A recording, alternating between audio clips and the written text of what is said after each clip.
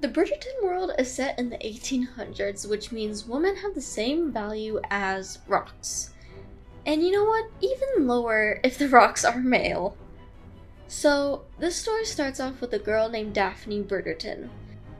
She is the firstborn girl out of her 7 siblings. Yes, I said 7 siblings. Which means she is the first daughter in her family to be formally introduced to society. And she's actually very excited about getting the chance to be married, even though some women tend to get married off to very older, misogynistic men.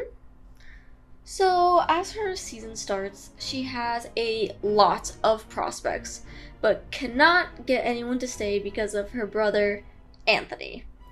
Anthony is this stereotypical protective older brother who just does too much. He's literally ruining the chances of Daphne getting married by putting his interests in men before hers.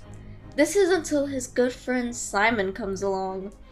Simon is the Duke of Hastings and is not looking for marriage because of a quote-unquote promise he made to himself and I guess his late father. And long story short, the promise was that he would never have kids because his dad only cared about continuing his bloodline, and he cared so much that he would berate Simon when he was little for having a speech impediment and not being a worthy enough heir because of it.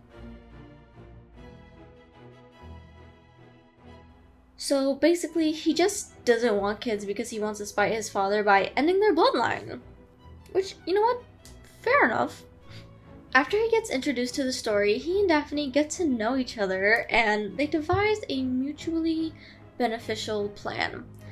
And this happens directly after Daphne punched Lord Burbrook, who is one of those older misogynistic men I was talking about, and she punched him in the face for coming on to her, rightfully so. And the plan is that they're going to fake date, which is one of my favorite tropes. So women can think that Simon is taken so they wouldn't approach him at all. And so the men see Daphne with another man, which somehow makes her more desirable? Question mark. And surprisingly, you know what? It works. Oh, and by the way, there's a narrator called Lady Whistledown who basically shares everybody's business through a newsletter, so this is how Simon and Daphne's so-called relationship status gets out pretty quickly. And Anthony does not like this relationship because Simon can be known as a rake, which is modernly known as a man whore. And he doesn't want his sister marrying someone like that.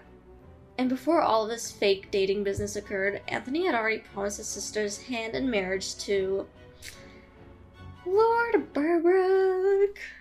And mind you, at this point, he doesn't know what Burbrook did. But like, seriously, him? Anyways, so when Daphne ends up getting more prospects as a result of her and Simon's false relationship status, Anthony and Burbrook are not happy. However, eventually, Anthony does find out because Simon told him, and now he hates Burbrook, and to sum things up, Simon and Burbrook get into an argument where Burbrook disrespects Daphne, and Simon beats him up. Love that for him.